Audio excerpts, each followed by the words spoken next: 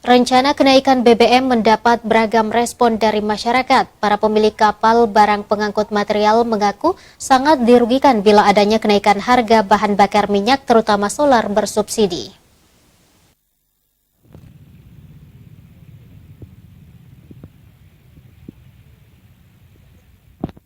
Kenaikan harga bahan bakar minyak atau BBM terutama solar sangat merugikan bagi para pemilik kapal barang pengangkut material.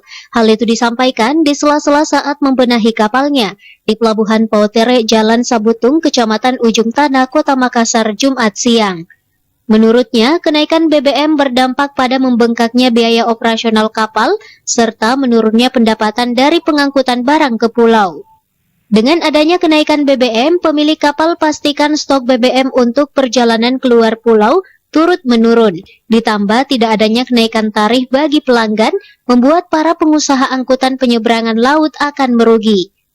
Alangkah baiknya kalau memang harganya ya tidak naik lagi, ya kan, karena begitu naik bahan bakar kita juga nanti kita kecil kan nanti dia ini penghasilan juga semakin kecil kan.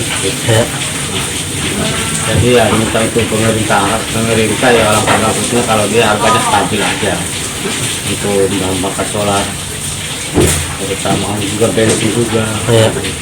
Kenaikan harga BBM masih menunggu dari hasil pertemuan dan rapat pimpinan di Jakarta.